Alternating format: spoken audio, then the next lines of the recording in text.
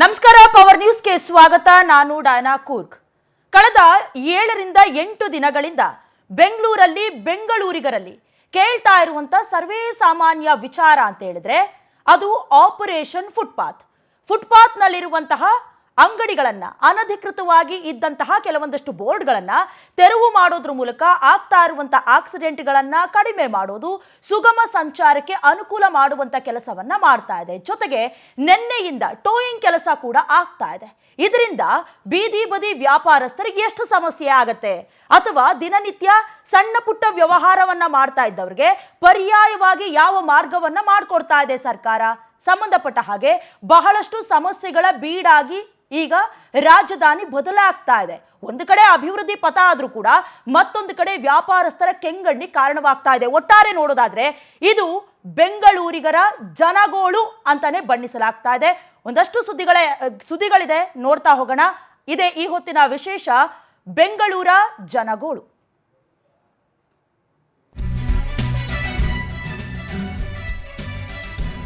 ಬೆಂಗಳೂರು ಈಗ ದಿನಕ್ಕೊಂದು ಸಮಸ್ಯೆಗಳ ತವರೂರಾಗ್ತಿದೆ. ರಾಜಧಾನಿಯಲ್ಲೀಗ ಆಪರೇಷನ್ ಫುಟ್ಪಾತ್ ಜೋರಾಗಿ ನಡೀತಾ ಇದೆ. ಗಲ್ಲಿಗಳಲ್ಲೂ ನಡೀತಾ ಇದೆ ಒತ್ತುವರಿ ತೆರವು ಕಾರ್ಯ. ಫುಟ್ಪಾತ್ ಒತ್ತುವರಿ ತೆರವಿಗೆ ಪರ ವಿರುದ್ಧ ವಾಕ್ ಸಮರ ಕೇಳಿಬರ್ತಾ ಇದೆ.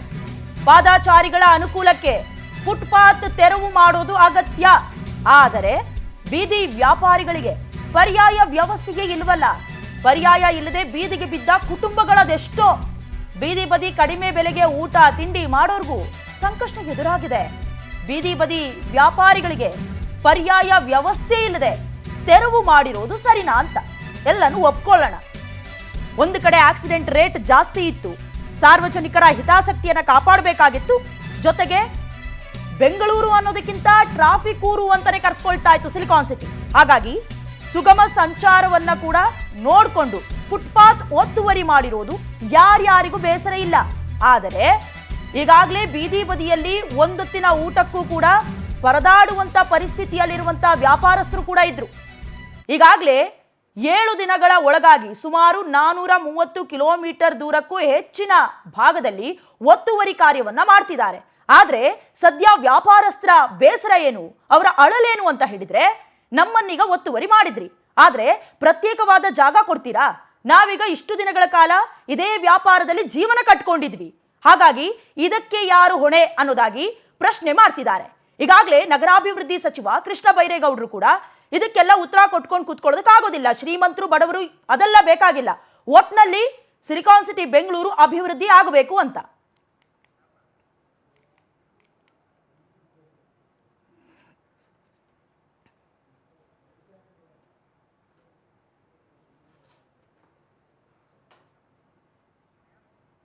ಬೆಂಗಳೂರಿನಲ್ಲಿ ಈಗಾಗಲೇ ಗಲ್ಲಿಯಲ್ಲೂ ಆಪರೇಷನ್ ಫುಟ್ಪಾತ್ ನಡೀತಾ ಇದೆ. ಸಮಸ್ಯೆಗಳ ಪಟ್ಟಿಯನ್ನೇ ಹೇಳ್ತಾ ಇದ್ವಿ. ನಿಮಗೂ ಕೂಡ ಸಮಸ್ಯೆ ಆಗಿದ್ರೆ ಪವರ್ ಟಿವಿಗೆ ಕರೆ ಮಾಡಿ ನೇರವಾಗಿ ನಿಮ್ಮ ಸಮಸ್ಯೆಗಳನ್ನ ಮುಕ್ತವಾಗಿ ನಮ್ಮ ಜೊತೆ ಹಂಚಿಕೊಳ್ಳಬಹುದು.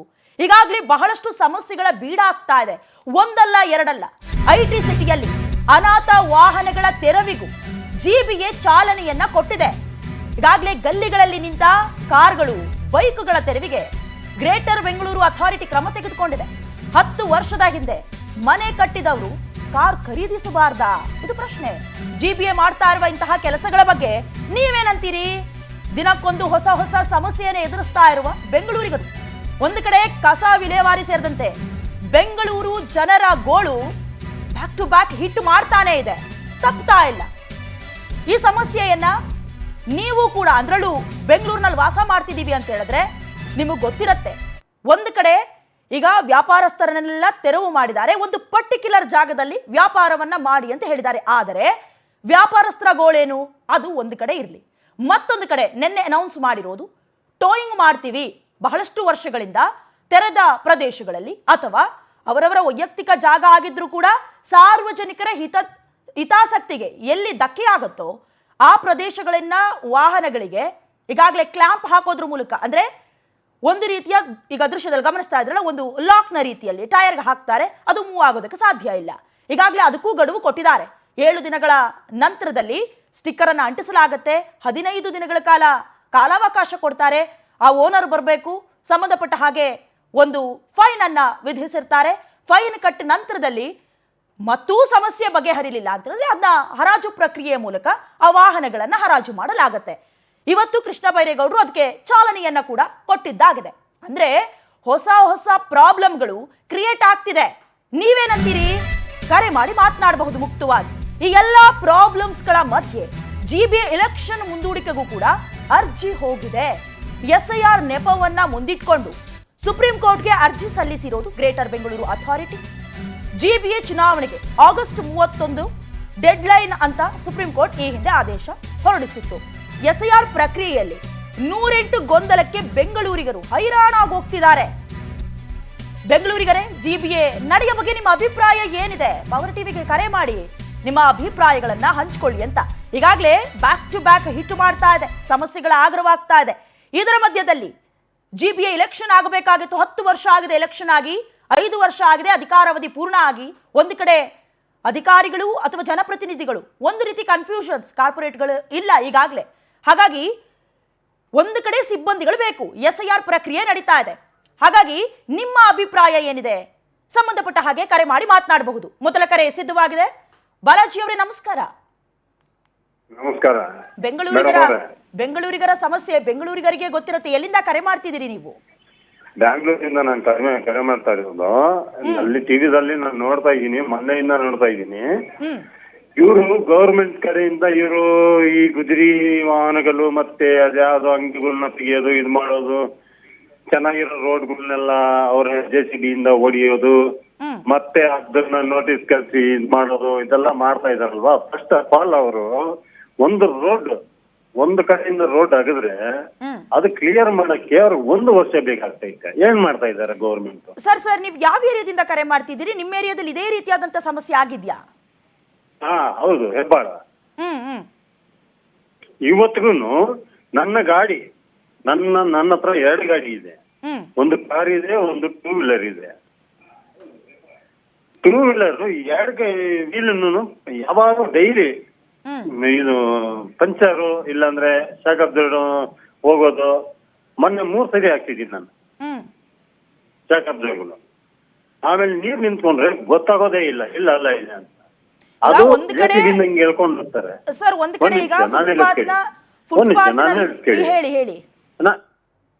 ಮಾತಾಡ್ತಾ ಇಲ್ಲ, ರೋಡ್ ಬಗ್ಗೆ ಮಾತಾಡ್ತಾ ಇದ್ದೀನಿ. ರೋಡ್ನ ಅಗದಿದ್ದಾರೆ, ಅದನ್ನ ನೀಟಾಗಿ ಸಮವಾಗಿ ಇದ್ ಮಾಡ್ಬೇಕು. ಅವರು ಸುಮ್ನೆ ಹಂಗೆ ಹೇಳ್ಕೊಂಡು ಹೋಗ್ಬಿಡ್ತಾರೆ. ಅದು ಇಲ್ಲ ಅಲ್ಲ ಇದಂತಾನೆ ಗೊತ್ತಾಗಲ್ಲ. ಮೊನ್ನೆ ಗಾಡಿ ಕುಸ್ದು ಬಿದ್ದೈತೆ ಯಾವ್ದೋ ಲಾರಿ ಮಂದಿ. ಏನ್ ಮಾಡ್ಬೇಕು ಅದಕ್ಕೆಲ್ಲ? ಆವಾಗ ಗೌರ್ಮೆಂಟ್ ಗೊತ್ತಾಗಲ್ವಾ ಅವ್ರಿಗೆ?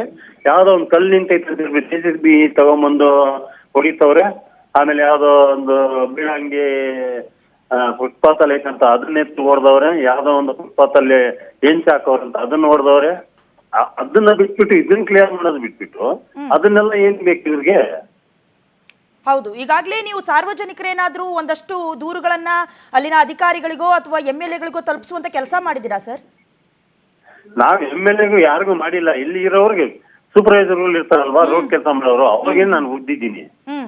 ಏನಂತಾರೆ? ಸ್ವಲ್ಪ ಆದ್ರೂ ನಾಚಿಕೆ ಮರ್ಯಾದೆ ಇಲ್ಲೇನ್ರಿ ನಿಮ್ಗೆ? ಏನು ಎಷ್ಟು ವರ್ಷ ಬೇಕೇನ್ರಿ ನಿಮ್ಗೆ? ಇದು ಒಂದು ಪೈಪ್ ಹಾಕಿ ಒಂದು ರೋಡ್ ಹಾಕಕ್ಕೆ ಅಂತ ನಾನು ಹೇಳಿದ್ರೆ ಇನ್ನೊಂದು 2 ತಿಂಗಳಾಗತ್ತೆ ಸರ್. 2 ತಿಂಗಳಾಗತ್ತೆ. 2 ವರ್ಷ ಆಗಿದೆ, ಇನ್ನೂ ರೋಡ್ ಕ್ಲಿಯರ್ ಆಗಿಲ್ಲ ನಮ್ಮ ಏರಿಯಾದಲ್ಲಿ. ಇವತ್ತಿಗೂ ಅಷ್ಟೇ. ಅಲ್ಲಿ ಹೆಬ್ಬಾಳ ಹೋಗ್ಬೇಕಂತಂದ್ರೆ ಈ ಸಂಜಯ್ ನಗರ ರೋಡ್. ಓಕೆ, ಧನ್ಯವಾದಗಳು ಸರ್ ಕರೆ ಮಾಡಿದ್ದಕ್ಕೆ. ಬೆಂಗಳೂರಿನಲ್ಲಿ ಬಹುತೇಕ ರಸ್ತೆಗಳಲ್ಲಿ ಇದೇ ಪಾಡು ಬಿಡಿ. ದೇವರಾಜ್ ಅವರೇ ನಮಸ್ತೆ. ನನ್ನ ಧ್ವನಿ ಕೇಳಿಸ್ತಾ ಇದೆಯಾ? ದೇವರಾಜ್ ಅವರೇ ನಮಸ್ತೆ. ನಮಸ್ತೆ ಮೇಡಮ್, ಕೇಳಿಸ್ತಾ ಇದೆ. ಸರ್ ಎಲ್ಲಿಂದ ಕರೆ ಮಾಡ್ತಿದ್ದೀರಿ? ಮೇಡಮ್ ಯಲಹಂಕದಿಂದ. ಸರ್ ನಿಮ್ಮ ಏರಿಯಾದಲ್ಲಿ ಸಮಸ್ಯೆ ಹೇಗಿದೆ? ತೆರವು ಕಾರ್ಯ ಪಾದಾಚಾರಿಗೆ ಸಂಬಂಧಪಟ್ಟ ಹಾಗೆ ಆಗ್ತಾ ಇದೆಯಾ? ಮೇಡಮ್ ಆಗ್ತಾ ಇದೆ. ಪಾದಾಚಾರಿ ತೆರವು ಮತ್ತೆ ಗಾಡಿ ಎತ್ತೋದು ತಪ್ಪೇನಿಲ್ಲ.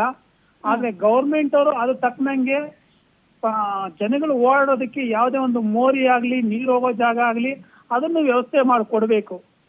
ಮತ್ತೆ ಇವರೆಲ್ಲ ಹೇಳ್ತಾರೆ ಇವಾಗ 1 ವರ್ಷಕ್ಕೆ ಅಂತ ಕೆಲಸ ಮಾಡಿರ್ತಾರೆ. ಆ ಮೋರಿ ಆ ರೋಡ್ ಮುಗಿಯೋದೇ 3 ವರ್ಷ ಆಗುತ್ತೆ. ಮತ್ತೆ ಅದನ್ನ ಯಾರು ಕೇಳೋರು ಅಲ್ವಾ? ಹೌದು, ಈಗ ರೋಡ್ ತಕ್ಕನಂಗೆ ಚೆನ್ನಾಗಿರ್ಬೇಕಲ್ವಾ? ಹೌದು ಸರ್, ಹೌದು. ದಿನನಿತ್ಯ ಓಡಾಡ್ತೀವಿ ಅಂದ್ರೆ ಸರಿಯಾಗಿರ್ಬೇಕು. ಮತ್ತೆ ಇವರು ಫುಟ್ಪಾತ್ಗಳು ಅಷ್ಟೇ, ಎಲ್ಲಾ ಕಡೆ ಕಲ್ಲೆದ್ದಿರುತ್ತೆ. ಜನಗಳು ಓಡಾಡೋದು ಹೆಂಗೆ ಅಲ್ಲಿ? ಇವರು ಫುಟ್ಪಾತ್ ಮೇಲೆ ಬರೀ ಅಂಗಡಿ ಇಟ್ಟಿರೋದು ನೋಡ್ತಾ ಇದಾರೆ ಹೊರತು ಓಕೆ ನೋಡ್ಲಿ ಮಾಡ್ಲಿ, ಜನಗಳು ವ್ಯವಸ್ಥೆ ಮಾಡ್ಲಿ. ಆದ್ರೆ ಅದ್ರ ತಕ್ಕನಂಗೆ ಓಡಾಡಕ್ಕೂ ವ್ಯವಸ್ಥೆ ಇರ್ಬೇಕಲ್ವಾ? ಹೌದು. ಮತ್ತೆ ಅವ್ರು ಮಾಡೋ ಕೆಲಸಗಳೆಲ್ಲ ಯಾರ್ಯಾರಿಗೋ ಏನೇನ್ ಕಾಂಟ್ರಾಕ್ಟರ್ ಕೊಡ್ತಾರ ಗೊತ್ತಿಲ್ಲ. ಅದೇ ಮಾತನಾಡ್ತಾ ಇದ್ವಿ ಸರ್. ಬೆಂಗಳೂರು ಒಂದ್ ರೀತಿ ಸಮಸ್ಯೆಗಳ ಆಗ್ರ ಆಗ್ತಾ ಇದೆ. ಒಂದ್ ಕಡೆ ಕಾನ್ಸಂಟ್ರೇಟ್ ಮಾಡಿದ್ರೆ ಮತ್ತೊಂದಷ್ಟು ಸಮಸ್ಯೆಗಳು. ಮೇಡಮ್ ಮಳೆ ಬಂತು ಅಂದ್ರೆ ಎಲ್ಲೂ ಓಡಾಡಕ್ಕಾಗಲ್ಲ ಬೆಂಗಳೂರಲ್ಲಿ. ಫುಟ್ಪಾತ್ ಒಂದು ನೋಡ್ಕೊಂಡು ಹೋದ್ರೆ ಆಗಲ್ಲ, ತಕ್ಕನಂಗೆ ಬೇರೆ ವ್ಯವಸ್ಥೆನೂ ಮಾಡ್ಕೊಡ್ಬೇಕಲ್ವಾ? ಖಂಡಿತ ನಮ್ಮ ಪವರ್ ಟಿವಿ ಆಶಯವೂ ಅದೇ ಸರ್. ಧನ್ಯವಾದಗಳು ಕರೆ ಮಾಡಿದ್ದಕ್ಕೆ. ಈಗಾಗಲೇ ಒಂದು ಸಮಸ್ಯೆಯನ್ನ ನೋಡ್ತಾ ಕುಳಿತುಕೊಂಡ್ರೆ ಮತ್ತೊಂದು ಸಮಸ್ಯೆ ಉಲ್ಬಣ ಆಗ್ತಾನೆ ಇರುತ್ತೆ. ಈಗಾಗಲೇ ಬ್ರ್ಯಾಂಡ್ ಬೆಂಗಳೂರು ಮಾಡಬೇಕು ಅಂತ ಹೊರಟಿರುವಂತಹ ಡಿ.ಕೆ. ಶಿವಕುಮಾರ್ ಅವರು ರಸ್ತೆಯನ್ನ ಕೂಡ ಗಮನಿಸಬೇಕು. ಸುಧಾಕರ್ ಅವರೇ ನಮಸ್ಕಾರ. ನಮಸ್ಕಾರ ಮೇಡಮ್. ಎಲ್ಲಿಂದ ಕರೆ ಮಾಡ್ತಿದ್ದೀರಿ? Correct madam. ಆಕ್ಚುಲಿ ಇವ್ರೇನು ಗೌರ್ಮೆಂಟ್ ಏನು ಈಗ ಡಿಸಿಷನ್ ಇದು ತಗೊಂಡು ಮಾಡ್ತಾ ಇದಾರಲ್ಲ, ಅದು ತುಂಬಾ ಚೆನ್ನಾಗಿದೆ. ಬಟ್ ಏನಂತ ಹೇಳಿದ್ರೆ ನಾವು ಬೆಂಗಳೂರಿಗೆಲ್ಲ ಬಂದ್ಬಿಟ್ಟು ಫುಟ್ಪಾತ್ ಅಲ್ಲಿ ಓಡಕ್ ಆಗ್ತಾ ಇರಲ್ಲ. ಆಮೇಲೆ ರೋಡ್ಗಳು ತುಂಬಾ ಫುಟ್ಪಾತ್ ಆಕ್ಚುಲಿ ಕನ್ಸ್ಟ್ರಕ್ಟ್ ಮಾಡಿರಲ್ಲ. ಎಲ್ಲ ಬಂದ್ಬಿಟ್ಟು ವೆಹಿಕಲ್ಸ್ ಎಲ್ಲ ಈಗ ಬಂದ್ಬಿಟ್ಟು ಬೀದಿ ವ್ಯಾಪಾರಿಗಳು ಅಡ್ಡಾಟ ನಿಂತಿರ್ತಾರೆ. ಈಗೇನ್ ಮಾಡ್ತಾ ಇದಾರಲ್ಲ ಅದಕ್ಕೆ ನಾವು ಸಪೋರ್ಟ್ ಮಾಡ್ತಾ ಇದೀವಿ ಮೇಡಮ್. ಸಪೋರ್ಟ್ ಮಾಡ್ತೀರಿ. ಈಗ ನಿಮ್ಮ ಏರಿಯಾದಲ್ಲಿ ಹೇಗಿದೆ ಸರ್ ಕಾರ್ಯಾಚರಣೆ? ಇಲ್ಲ, ಆಕ್ಚುಲಿ ನಾನು ದಾವಣಗೆರೆಯಿಂದ ಕಾಲ್ ಮಾಡ್ತಾ ಇರೋದು. ದಾವಣಗೆರೆ ಹೇಳ್ಬೇಕಂದ್ರೆ ಎಲ್ಲೆಲ್ಲಿ ಮಹಾನಗರಗಳಿದೆಯೋ ಅದೆಲ್ಲದಕ್ಕೂ ಕೂಡ ಅಪ್ಲಿಕೇಬಲ್ ಆಗತ್ತೆ ಅಂತ. ಈಗ ಸದ್ಯಕ್ಕೆ ಬೆಂಗಳೂರಿನಿಂದ ಶುರುವಾಗಿದೆ, ನಿಮ್ಮ ಜಿಲ್ಲೆಗೂ ಬಂದ್ರೆ ನಿಮ್ಮ ಅಭಿಪ್ರಾಯ ಏನು ಸರ್? ಖಂಡಿತ ಮೇಡಮ್. ಆಕ್ಚುಲಿ ನಾವು ಸಪೋರ್ಟ್ ಮಾಡ್ತೀವಿ. ಯಾಕಂದ್ರೆ ಇನ್ಫ್ರಾಸ್ಟ್ರಕ್ಚರ್ ನಾವು ಏನಾದ್ರೂ ಮುಂದುವರಿಬೇಕು ಅಂತ ಹೇಳಿದ್ರೆ ಇವನ್ನೆಲ್ಲ ನಾವು ಒಂದು ಬೈ ಒಂದು ಸರ್ ಎಲ್ಲವೂ ಅಭಿವೃದ್ಧಿ ಪಥದಲ್ಲಿ ಸಾಗತ್ತೆ ಅಂದ್ರೆ ನಾವು ಸಪೋರ್ಟ್ ಮಾಡ್ತೀವಿ. ಆದ್ರೆ ಈಗ ವ್ಯಾಪಾರಸ್ಥರ ಗೋಳನ್ನ ಕೇಳೋರು ಯಾರು? ಅವ್ರ ಗತಿ ಏನು ಸರ್ ಈಗ? Correct madam. ಅವ್ರಿಗೆ ಗೌರ್ಮೆಂಟ್ ಅವ್ರು ಸ್ವಲ್ಪ ರೆಸ್ಪಾನ್ಸಿಬಿಲಿಟಿ ತಗೊಂಡ್ಬಿಟ್ಟು ಆಲ್ಟರ್ನೇಟ್ ಬೇರೆ ಎಲ್ಲಾದ್ರೂ ಒಂದು ತುಂಬಾ ಖಾಲಿ ಜಾಗಗಳಿದೆ, ಒಂದು ಪ್ಲೇಸ್ ಅಲ್ಲಿ ಅವ್ರಿಗೆ ಏನಾದ್ರು ಆಲ್ಟರ್ನೇಟ್ ಏನಾದ್ರು ಒಂದು ವ್ಯವಸ್ಥೆ ಮಾಡ್ಬಿಟ್ಟು ತೆರವುಗೊಳಿಸ್ತಾರೆ. ಓಕೆ, ಧನ್ಯವಾದಗಳು ಸುಧಾಕರ್ ಸರ್ ನಮ್ಮ ಜೊತೆ ಮಾತನಾಡಿದಕ್ಕಾಗಿ. ಬೆಂಗಳೂರು ಜನಗೋಳು ಇದರಲ್ಲಿ ಮಾತನಾಡ್ತಾ ಇದ್ವಿ. ಈಗಾಗಲೇ ಫುಟ್ಪಾತ್ ಸರ್ಜರಿ ನಡೀತಾ ಇದೆ, ಒಂದು ಕಡೆ ಟೋಯಿಂಗ್ ನಡೀತಾ ಇದೆ. ಇದರಿಂದ ಜನರಿಗೆ ಎಷ್ಟು ಸಮಸ್ಯೆ ಆಗ್ತಾ ಇದೆ ಅನ್ನೋದಾಗಿ ಮಾತನಾಡ್ತಾ ಇದ್ವಿ. ಮತ್ತೊಂದು ಕರೆ ಇದೆ. ಬಸವರಾಜ್ ಅವರೇ ನಮಸ್ಕಾರ. ನನ್ನ ಧ್ವನಿ ಕೇಳಿಸ್ತಾ ಇದೆಯಾ? ಕೇಳಿಸ್ತಾ ಇದೆ. ಎಲ್ಲಿಂದ ಕರೆ ಮಾಡ್ತಿದ್ದೀರಿ ಸರ್? ನಂದು ಬಾದಾಮಿ ತಾಲೂಕು. ಪಾಟೀಲ್ ಬಸವರಾಜ್ ಅಂತ ವಕೀಲರು. ನಂದು ಬಾದಾಮಿ ತಾಲೂಕು. ನಾನು ಇಲ್ಲಿ ಬೆಂಗಳೂರು ಬಸವೇಶ್ವರ ನಗರಕ್ಕೆ ಬಂದಿದ್ದೆ. ನಾನು ಟಿವಿ ನ್ಯೂಸ್ ನೋಡಿದೆ. ಓಕೆ, ಆ ವಿಷಯದಲ್ಲಿ ಸ್ಪಂದನೆ ಮಾಡೋಣ ಅಂತ ಕರೆ ಮಾಡಿದೆ. ಸಂತೋಷ. ಮೇಡಮ್, ಅವ್ರು ಏನ್ ಮಾಡ್ತಾ ಇದ್ದಾರೆ, ಅವ್ರೇನು ರಾಜ್ಯ ಸರ್ಕಾರ ಏನ್ ಕ್ರಮ ತಗೋತಾ ಇದೆ ಅದು ಅತ್ಯಂತ ಶ್ರೇಷ್ಠವಾದ ಕೆಲಸ. ಯಾಕಂದ್ರೆ ಅದು ಬರೀ ಬೆಂಗಳೂರಿಗೆ ಅಷ್ಟೇ ಅಲ್ಲ ಮೇಡಮ್. ನೀವು ಎಲ್ಲೇ ಹೋಗ್ರಿ, ಯಾವ್ದೇ ಸಿಟಿಗೆ ಹೋಗ್ರಿ, ಯಾವ್ದೇ ತಾಲೂಕಾ ಪ್ಲೇಸ್ಗೆ ಹೋಗ್ರಿ, ರಸ್ತೆನೂ ಆಕ್ಯುಪೈ ಮಾಡ್ಕೊಳ್ತಾರೆ. ಪಾದಚಾರಿಗಳ ಜಾಗ ಅನ್ನೋದು ಕಿರಾಣಿ ವ್ಯಾಪಾರಸ್ಥರು, ಹಣ್ಣು ಹಂಪಲದವರು, ಹೂವಿನ ಅಂಗಡಿಯವರು, ಹಣ್ಣಿನ ಅಂಗಡಿಯವರು ಎಲ್ಲರೂ ಇಟ್ಕೊಂಡ್ಬಿಡ್ತಾರೆ. ಮತ್ತೆ ಜನ ಅಡ್ಡಾಡೋದು ಇಲ್ಲಮ್ಮ. ಮತ್ತೆ ಬೈಕ್ನವರು, ಕಾರ್ನವರು ಹೋಗೋದು ಹೆಂಗೆ? ಸರ್, ನೀವು ಹೇಳೋದೆಲ್ಲ ಒಪ್ಪಿಕೊಳ್ಳುವಂತ ವಿಚಾರನೆ. ಆದ್ರೆ ಈಗ ತೆರವು ಮಾಡಿದ ನಂತರದಲ್ಲಿ ವ್ಯಾಪಾರಸ್ಥರ ಗತಿ ಏನು? ಫ್ರೀಡಂ ಪಾರ್ಕ್ ನಲ್ಲಿ ಪ್ರತಿಭಟನೆ ಮಾಡಿದಾರಲ್ಲ, ಅವ್ರಿಗೆ ನ್ಯಾಯ ಒದಗಿಸೋರು ಯಾರು ಸರ್? ಓಕೆ, ರಾಮಕೃಷ್ಣ ಅವರೇ ನಮಸ್ತೆ. ನಮಸ್ತೆ ಮೇಡಮ್. ಎಲ್ಲಿಂದ ಕರೆ ಮಾಡ್ತಿದ್ದೀರಿ? ಮೇಡಮ್ ಬೆಂಗಳೂರಿಂದ. ಬೆಂಗಳೂರಲ್ಲಿ ನಿಮ್ಮ ಏರಿಯಾದಲ್ಲಿ ಕಾರ್ಯಾಚರಣೆ ಆಗ್ತಾ ಇದೆಯಾ? ಆಗ್ತದೆ. ಒಳ್ಳೆ ಕೆಲಸ ಆಯ್ತದೆ. ಒಳ್ಳೇದಾಗತ್ತೆ ಅಂತ ನಿಮ್ಗೆ ಅನಿಸ್ತಿದೆ? ಹೌದು, ಎಸ್, ಓಕೆ, ಒಳ್ಳೇದು. ನಾವು ಮಾತಾಡೋದು ತುಂಬಾ ಒಳ್ಳೇದು. ವ್ಯಾಪಾರಸ್ಥರ ಕತೆ ಸರ್? ಆಮೇಲೆ ಮೇಡಮ್, ಮತ್ತೆ ಕೆಲವು ಗಾಡಿಗಳೆಲ್ಲ ಪಾರ್ಕಿಂಗ್ ಮಾಡೋದು ಎತ್ತಲ್ಲ, ಅದು ಒಳ್ಳೇದು. ಒಳ್ಳೆ ಕೆಲಸ ಮಾಡ್ತಾವ್ರೆ. ಈಗ ಬಹಳಷ್ಟು ದಶಕಗಳಿಂದ ಇಲ್ಲಿ ವ್ಯಾಪಾರ ಮಾಡ್ತಿದಾರಲ್ಲ, ಅವ್ರುಗಳು ಯಾರು ಕೇಳ್ತಾರೆ ಸರ್ ಇವಾಗ? ಮೇಡಮ್, ಅದ್ರಲ್ಲೂ ಕೆಲವರು ಗುಂಡಾಗಿರಿ ಮಾಡ್ತಾರೆ. ಫುಟ್ಪಾತ್ ಅಲ್ಲಿ ಏನಾರ ಕೇಳಕ್ ಹೋದ್ರೆ ಅವ್ರಲ್ಲಿ ತುಂಬಾ ಜನ ಒಳ್ಳೆಯರಿದ್ರು, ಇಲ್ಲ ಅಂತಲ್ಲ. ಬಟ್ ಕೆಲವರು ಗುಂಡಾಗಿರಿನೂ ಮಾಡ್ತಾರ. ಫುಟ್ಪಾತ್ ಅಲ್ಲಿ ಮಾಡಕ್ ನೋಡ್ಬೇಕಾದ್ರು ಮಾತಾಡ್ಸಕ್ಕಲ್ಲ ಅವ್ರನ್ನ. ಏನೋ ಒಂದ್ ಸಣ್ಣ ಮಾತಾಡೋ ಗುಂಡಾಗಿರಿನೂ ಮಾಡ್ತಾವ್ರಲ್ಲ, ಅಂತ ಜನ ಇದ್ರಲ್ಲಿ. ಕೆಲವು ಒಳ್ಳೆಯರಿದ್ದಾರೆ, ಅದಕ್ಕೆ ಒಪ್ಕೊಳ್ತೀನಿ. ಬಟ್ ಕೆಲವೊಂದು ಗುಂಡಾಗಿರಿನೂ ಮಾಡೋ ಜನ ಇದ್ದಾರೆ ಫುಟ್ಪಾತ್ ಅಲ್ಲಿ ವ್ಯಾಪಾರ ಮಾಡೋದು. ನಿನ್ನೆಯಿಂದ ಟೋಯಿಂಗ್ ಶುರುವಾಗಿದೆ, ಇದ್ರ ಬಗ್ಗೆ ಏನ್ ಹೇಳ್ತೀರಿ? ಒಳ್ಳೆ ಕೆಲಸ ಮಾಡ್ತೀವಿ. ಅದು ಎಲ್ಲೆಲ್ಲಿ ನಮ್ಮ ಏರಿಯಾದ್ರೆ ನೋಡಿ, ಎಷ್ಟೋ ವರ್ಷಗಳನ್ನ ಗಾಡಿ ನಿಲ್ಸಿ ಎತ್ತೋ ಇಲ್ಲ, ಹೊಸ್ಲಾಂಗ್ ಅಂತ ಇಲ್ಲೇ ಬಿದ್ದಿರ್ತವೆ. ಚಿಕ್ಕ ರೋಡ್ ಅಲ್ಲಿ ನಿಲ್ಸ್ಕೊಂಡು ಹೋಗ್ತಾರೆ, ಲಾರಿ ತಂದು ಹಾಕೊಂಡು ಹೋಗ್ತಾರೆ, ಎಲ್ಲರೂ ಹಾಕೊಂಡು ಹೋಗ್ತಾರೆ, ಯಾರು ಎತ್ತೋ ಇಲ್ಲ. ಇದಂತೂ ಒಳ್ಳೆ ಕೆಲಸ ಮಾಡ್ತಾರೆ ಎಲ್ಲರೂ. ಇದರಿಂದ ಬೆಂಗಳೂರಲ್ಲಿ ಆಗುವಂತ ಆಕ್ಸಿಡೆಂಟ್ ರೇಟ್ಗಳು ಕಡಿಮೆ ಆಗ್ತವೆ, ಸುಗಮ ಸಂಚಾರ ಆಗತ್ತೆ ಅಂತೀರಿ? ಹೌದು ಮೇಡಮ್, ಹೌದೌದು. ಓಕೆ, ಧನ್ಯವಾದಗಳು ಸರ್ ಕರೆ ಮಾಡಿದ್ದಕ್ಕಾಗಿ. ಈಗಾಗಲೇ ಕಾಲ್ ಮಾಡಿದಂತ ಬಹಳಷ್ಟು ಜನ ಹೇಳ್ತಾ ಇರೋದು ಅದೇನೆ, ಅಂದ್ರೆ ಮಾಡ್ತಾ ಇರೋದು ಒಳ್ಳೆ ಕೆಲಸ ಅಂತ. ಆದರೆ ವ್ಯಾಪಾರಸ್ಥರು ಮಾತ್ರ ಫ್ರೀಡಂ ಪಾರ್ಕ್ನಲ್ಲಿ ಈಗಾಗಲೇ ಹೋರಾಟ ಮಾಡೋದಾಗಿ, ಜೊತೆಗೆ ದಿನಕ್ಕೆ 70ರಿಂದ 80 ಕೋಟಿ ರೂಪಾಯಿಯಷ್ಟು ನಷ್ಟವಾಗ್ತಾ ಇದೆ, ಯಾರು ತುಂಬಿಕೊಡ್ತಾರೆ ಅಂತ ಒಕ್ಕೂಟಗಳು, ಸಂಘಟನೆಗಳು ಕೂಡ ಸರ್ಕಾರದ ವಿರುದ್ಧವಾಗಿ ಹರಿಹಾಯ್ತಾ ಇದೆ. ಬಟ್ ಈಗಾಗಲೇ ಡಿ ಕೆ ಶಿವಕುಮಾರ್ ಅವರು ಕೂಡ ಬ್ರ್ಯಾಂಡ್ ಬೆಂಗಳೂರ ಕನಸನ್ನ ಹೊತ್ತಿದ್ರು. ಇವತ್ತು ಕೂಡ ನಗರ ಪ್ರದಕ್ಷಿಣೆ ಮಾಡೋದಕ್ಕೆ ಮುಂದಾಗ್ತಿದ್ದಾರೆ. ಆಫ್ಟರ್ 3 o'clock ಹೋಗ್ತಾರೆ. ಅದಾದ ನಂತರದಲ್ಲಿ ನಗರಾಭಿವೃದ್ಧಿ ಸಚಿವ ಕೃಷ್ಣ ಬೈರೇಗೌಡರು ಕೂಡ ಯಾವುದೇ ಕಾರಣಕ್ಕೂ ಈಗ ಕೈಗೊಂಡಿರುವಂತಹ ಕಾರ್ಯಾಚರಣೆಯನ್ನ ನಿಲ್ಲಿಸೋದಿಲ್ಲ ಅನ್ನೋದಾಗಿ ಕೂಡ ಹೇಳಿದ್ದಾರೆ. ಇನ್ನು ಸುಶೀಲಾ ಅವರು ಕೂಡ ಕರೆಯಲಿದ್ದಾರೆ. ಅಮ್ಮ ನಮಸ್ತೆ. ನಮಸ್ತೆ. ಎಲ್ಲಿಂದ ಕರೆ ಮಾಡ್ತಿದ್ದೀರಿ? ನಾವು ಬೆಂಗಳೂರಿಂದ ಮಾಡ್ತಾ ಇದ್ದೀವಿ. ನಿಮ್ಮ ಏರಿಯಾದಲ್ಲಿ ಫುಟ್ಪಾತ್ ತೆರವು ಕಾರ್ಯಾಚರಣೆ ಜೊತೆಗೆ ಟೋಯಿಂಗ್ ಎಲ್ಲ ನಡೀತಾ ಇದೆಯಾ? ಎಲ್ಲಾ ನಡೀತಿದೆ, ಬಹಳ ಚೆನ್ನಾಗಿ ನಡೆಯೋದು. ಜಾಗರು ಹೋಗಾಕೂ ಆಗಲ್ಲ ರೋಡಲ್ಲಿ. ಫುಟ್ಪಾತ್ ತುಂಬಾ ಅಂಗಡಿಗಳು, ಅವ್ರು ಸರಿತಾ ಇರ್ತಿದ್ದಿಲ್ಲ, ನಮ್ಗೆ ಜಾಗನೇ ಇಲ್ಲ ಓಡಾಡಕ್ಕೆ. ಅದನ್ನ ಮಾಡಿದ್ದು ನೀವು, ಅದು ಮಾಡತ್ತಿರೋದು ಬಹಳ ಚೆನ್ನಾಗಿದೆ. ಎಲ್ಲಾ ಊರಲ್ಲಿ ಮಾಡ್ಬೇಕು, ಒಂದೇ ಊರಲ್ಲ. ನಮ್ದು ಗದಗ ಡಿಸ್ಟಿಕ್, ಕೊಪ್ಪಳ ಆ ಕಡೆ ಎಲ್ಲ ಹೋಗ್ತೀವಲ್ಲ, ಅಲ್ಲಿ ರೋಡ್ ತುಂಬಾ ಫುಟ್ಪಾತ್ ತುಂಬಾ ಅಂಗಡಿಗಳು. ನಮ್ಗೆ ಅಡ್ಡಾಡೋ ಜಗದಾಗ ದಾರಿನೇ ಇಲ್ಲ. ಕೆಳಗಡೆ ಹೋದ್ರೆ ಬಸ್ಸು, ಆಟೋ, ಸ್ಕೂಟರು ಇವೆಲ್ಲ ಇರುತ್ತೆ. ನಮ್ಗೆ ಏಜ್ ಆದವ್ರಿಗೆ ಬಹಳ ಭಯ, ಇಳಿಯಕ್ಕೂ ಇಲ್ಲ. ಮೇಲ್ ಹತ್ತಿದ್ರೆ ಇವ್ರ ಅಂಗಡಿಗಳು, ನಾವು ಹೆಂಗ್ ಓಡಾಡ್ಬೇಕು ಅಂತ. ಏನಾದ್ರೂ ಈಗ ಸಡನ್ನಾಗಿ ಬಟ್ಟೆನೋ ತರಕಾರಿನೋ ತಗೊಳ್ಬೇಕು ಅಂದ್ರೆ ಹತ್ರ ಸಿಗ್ತಾ ಇತ್ತು, ಈಗ ಇಲ್ಲ. ಅದ್ರಲ್ಲೇನು ಬೇಸರ ಇಲ್ವಾ ಅಮ್ಮ ನಿಮಗೆ? ಬೇಸರ ಇಲ್ಲಮ್ಮ. ಅಂಗಡಿ ಮಾಡಿ ಯಾರು ಎಲ್ಲಿ ಗೌರ್ಮೆಂಟ್ ಜಾಗ ಏನ್ ಅಂಗಡಿ ಮಾಡ್ಯಾರ ಅಲ್ಲೇ ಇರ್ಲಿ ಅದು. ಇವ್ರು ಅಲ್ಲೇ ಮಾಡ್ಲಿಲ್ಲ, ಅಲ್ಲೇ ತಗೊಂಡು ಅಂಗಡಿ ಮಾಡ್ಕೊಳ್ಳಿ. ರೋಡ್ ಫುಟ್ಪಾತ್ ಮೇಲೆ ಬೇಡ ಅದು ಚೆನ್ನಾಗಿ. ಒಟ್ಟಲ್ಲಿ ನಿಮಗಂತೂ ಖುಷಿ ಬಹಳ ಖುಷಿ ಅಮ್ಮ. ಯಾವ್ದೇ ಆಯ್ತು. ಓಕೆ, ಧನ್ಯವಾದಗಳು. ಓಕೆ, ಈಗಾಗಲೇ ಬಹಳಷ್ಟು ಜನ ಅದೇ ಹೇಳ್ತಾ ಇರೋದು, ಓಡಾಡೋದಕ್ಕೆ ಸುಗಮ ಆಗಿರಲಿ, ಅಂಗಡಿಗಳನ್ನ ಮಾಡಿಕೊಡಿ, ಅಂಗಡಿಗಳನ್ನ ಅಧಿಕೃತವಾಗಿ ಮಾಡಿಕೊಟ್ರೆ ನಾವು ಕೂಡ ಹೋಗಿ ಅಲ್ಲಿ ವ್ಯಾಪಾರವನ್ನ ಮಾಡ್ಕೊಳ್ತೀವಿ ಅಂತ.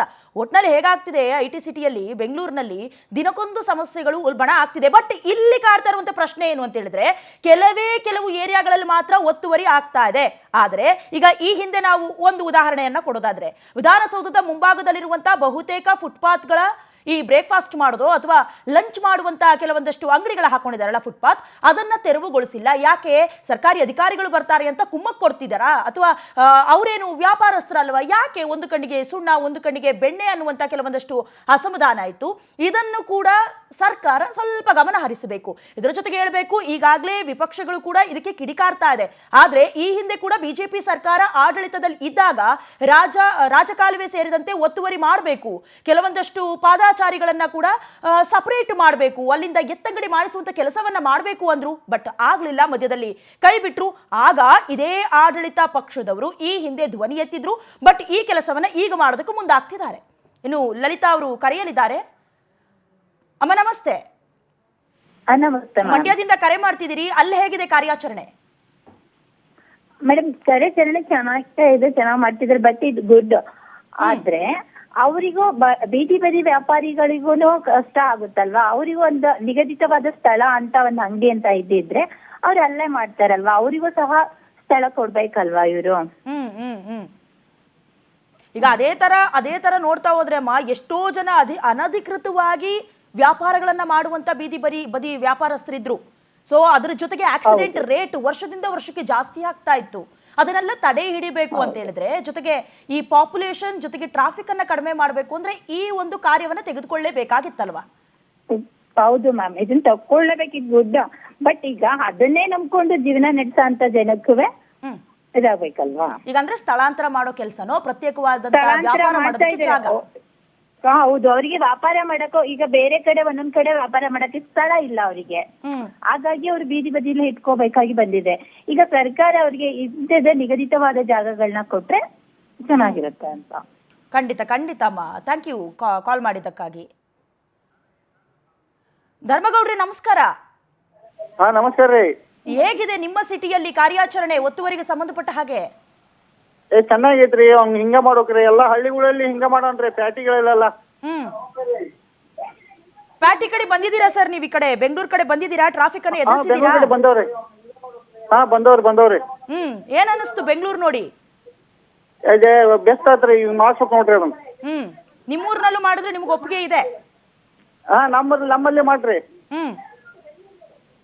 ಇದರಿಂದ ಬೀದಿ ಬದಿ ವ್ಯಾಪಾರಸ್ಥರ ಹೊಟ್ಟೆಪಾಡೇನು ಸರ್? ಒಪ್ಪಿಗೆ ಐತ್ರಿ. ಅಲ್ಲಲ್ಲ, ಈಗ ಬೀದಿ ಬದಿ ವ್ಯಾಪಾರಸ್ಥರು ಇರ್ತಾರಲ್ಲ, ಇದನ್ನೇ ನಂಬ್ಕೊಂಡು ಜೀವನ ಮಾಡ್ತಾರಲ್ಲ, ಇವರು ಹೊಟ್ಟೆಪಾಡು. ಓಕೆ, ಧನ್ಯವಾದಗಳು ಕರೆ ಮಾಡಿದ್ದಕ್ಕಾಗಿ. ಈಗಾಗಲೇ ಬಹಳಷ್ಟು ಕರೆಗಳು ಬರ್ತಾ ಇದೆ. ಒಂದಷ್ಟು ಜನ ಪರವಾಗಿ ಮಾತನಾಡ್ತಿದ್ರೆ, ಒಂದಷ್ಟು ಜನ ಬೇಡ, ಅವರ ಗತಿ ಏನು?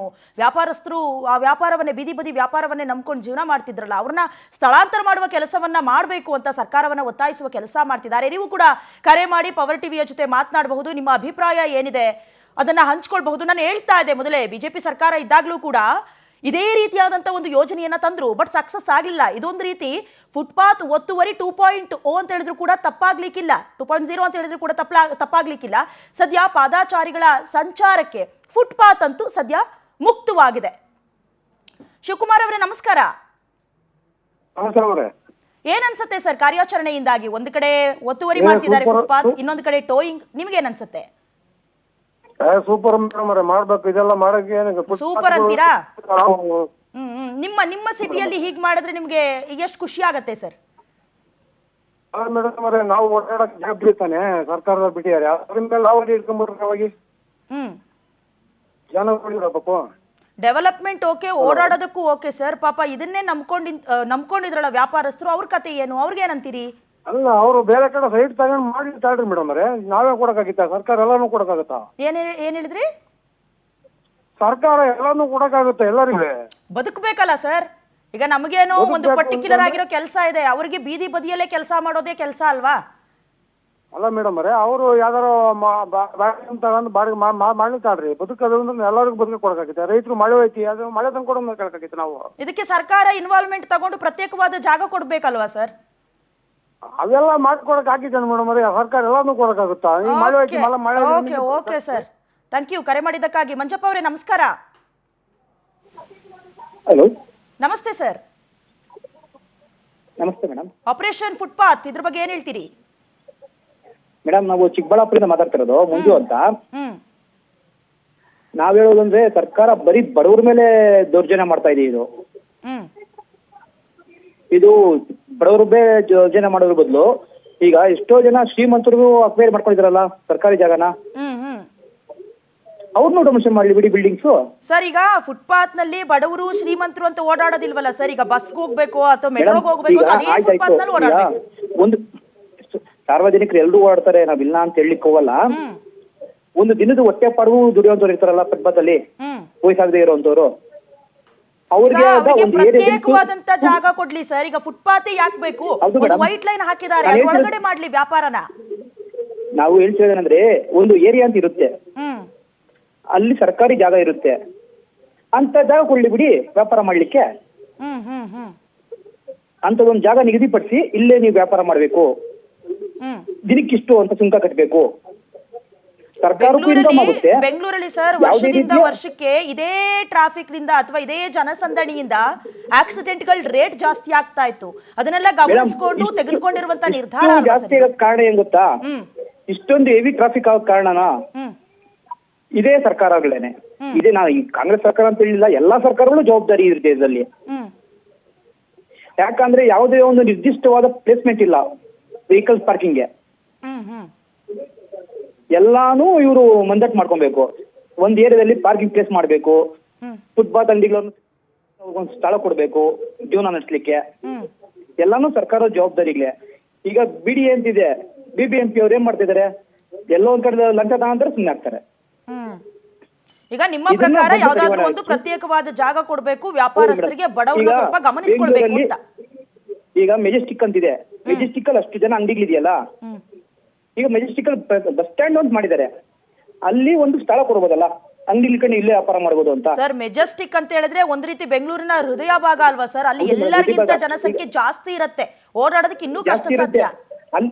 ಅಲ್ಲೇ ಸ್ಥಳ ಇರುತ್ತಲ್ಲ, ಅಲ್ಲಿ ಕೊಡ್ಬೋದಲ್ವಾ ಸ್ಥಳ? ನೀವು ಇಲ್ಲೇ ವ್ಯಾಪಾರ ಮಾಡ್ಬೇಕು. ಸ್ಥಳ ಕೊಡ್ತಾರೆ ಸರ್, ಅನಧಿಕೃತವಾಗಿ ಚಿಕ್ಕ ಪುಟ್ಟ ಅಂದ್ರೆ ವ್ಯಾಪಾರ ಮಾಡ್ತಾ ಇರ್ತಾರಲ್ಲ, ಅವ್ರಿಗೆ ಸಮಸ್ಯೆ ಆಗ್ತಿರೋದು. ಗಾಡಿಗೆ ಪ್ರತ್ಯೇಕ ಸ್ಥಳ ಮಾಡ್ಬೋದಲ್ವಾ ಅಲ್ಲಿ ಅಂತ ನಾನು ಹೇಳೋದು. ಓಕೆ, ಖಂಡಿತ ಇದ್ರ ಬಗ್ಗೆ ಸರ್ಕಾರವೂ ಕೂಡ ಗಮನ ಹರಿಸಬೇಕು. ಅದೇ ನಮ್ಮ ಪವರ್ ಟಿವಿಯ ಆಶಯವೂ ಕೂಡ. ಧನ್ಯವಾದಗಳು ಸರ್ ಕರೆ ಮಾಡಿದ್ದಕ್ಕಾಗಿ.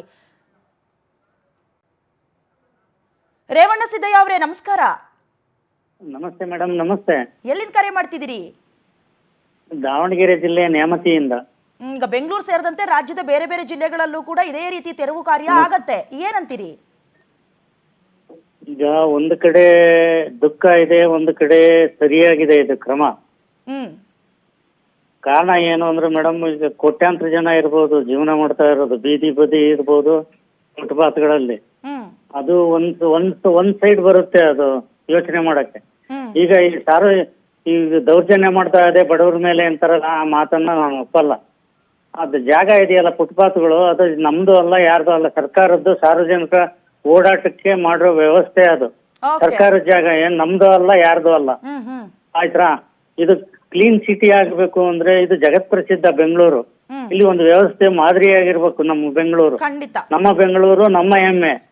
ಆಯ್ತು. ಅದೇ ರೀತಿಯ ಈ ಬೀದಿ ಬದಿಯವ್ರು ಏನೀಗ ಇದು ಮಾಡ್ತಾ ಇದಾರೆ, ಅವರಿಗೆ ನಿಗದಿತವಾದ ಎಲ್ಲಾರು ಒಂದ್ ಕಡೆ ಬೇರೆ ದೇಶಗಳಲ್ಲಿ ನಾವು ನೋಡಿದ್ವಿ ಮಾರುಕಟ್ಟೆ ವ್ಯವಸ್ಥೆ ಮಾಡಿರೋದ.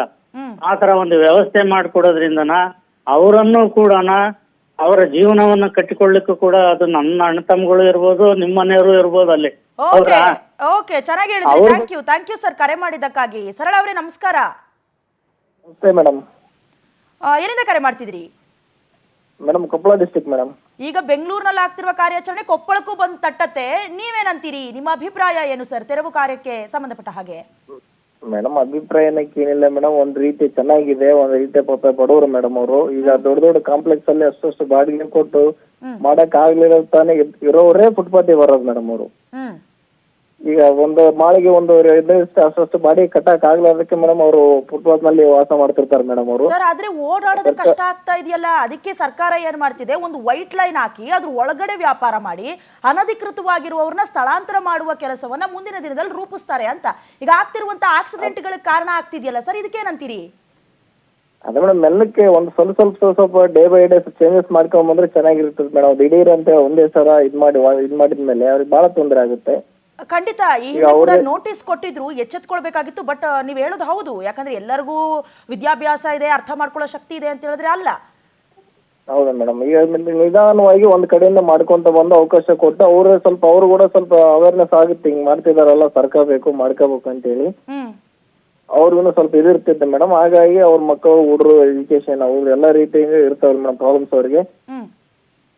ಒಂದೇ ಸಲ ಇಷ್ಟು ಇದ್ ಮಾಡೋದು ಚೆನ್ನಾಗಿದೆ, ಒಂದ್ ಕಡೆನೂ ಮಿಸ್ಟೇಕ್ ಇದೆ ಅಂತ ನಮ್ಮ ಅಭಿಪ್ರಾಯ ಮೇಡಮ್ ಅದು. ಓಕೆ, ಧನ್ಯವಾದಗಳು ಸರ್ ಕರೆ ಮಾಡಿದ್ದಕ್ಕಾಗಿ. ವೀಕ್ಷಕರೇ ಗಮನಿಸ್ತಾ ಇದ್ರಿ, ಇಷ್ಟೊತ್ತು ಕೂಡ ನೀವು ಕರೆ ಮಾಡಿದ್ರಿ, ಜೊತೆಗೆ ನಿಮ್ಮ ಅಭಿಪ್ರಾಯಗಳನ್ನ ಹಂಚ್ಕೊಂಡ್ರಿ. ಜೊತೆಗೆ ಈಗಾಗಲೇ ಬೆಂಗಳೂರಿನಲ್ಲಿ ದಿನಕ್ಕೊಂದು ಸಮಸ್ಯೆಗಳು ಉಲ್ಬಣ ಆಗ್ತಾ ಇದೆ. ಗಲ್ಲಿ ಗಲ್ಲಿಯ ಫುಟ್ಪಾತ್ ಒತ್ತುವರಿ ಕಾರ್ಯಾಚರಣೆಯಿಂದ ಹಿಡಿದು ಎಸ್ಐಆರ್ ಪ್ರಕ್ರಿಯೆಯಿಂದ ಹಿಡಿದು ಟೋಯಿಂಗ್ ಇಂದ ಹಿಡಿದು ರಸ್ತೆ ಸಮಸ್ಯೆಗಳನ್ನ ಕೂಡ ನೀವು ಹಂಚ್ಕೊಂಡ್ರಿ. ನಿಮ್ಮ ಸಮಸ್ಯೆ ಏನಿದೆ ಮಾತನಾಡಿದ್ರಿ. ಅದೇನೇ ಇರಲಿ, ಸಿಎಂ DK ಶಿವಕುಮಾರ್ ಅವರು ಕಂಡಂತ ಕನಸು ಬ್ರ್ಯಾಂಡ್ ಬೆಂಗಳೂರು ಆಗಲಿ. ಈಗ ಆಗಿರುವಂತಹ ಸಮಸ್ಯೆಗಳಿಗೆ ಸಂಬಂಧಪಟ್ಟ ಹಾಗೆ ಈಗೇನು ವ್ಯಾಪಾರಸ್ಥರನ್ನ ಹೊರಗಡೆ ಹಾಕಿದ್ದಾರೆ ಒತ್ತುವರಿಯ ವಿಚಾರದಲ್ಲಿ, ಅವ್ರಿಗೂ ಕೂಡ ಬೇರೆ ಸ್ಥಳದಲ್ಲಿ ಒಂದು ನಿಗದಿತ ಜಾಗವನ್ನ ಮಾಡಿಕೊಟ್ಟು ಅವರ ಜೀವನಕ್ಕೂ ಆಸರೆ ಆಗ್ಲಿ ಅನ್ನೋದೇ ಪವರ್ ಟಿವಿಯ ಆಶಯ. ಇದಾಗಿತ್ತು ಈ ಹೊತ್ತಿನ ವಿಶೇಷ. ನೋಡ್ತಾ ಇರಿ ಪವರ್ ಟಿವಿ, ಇದು ನಿಮ್ಮ ಶಕ್ತಿ.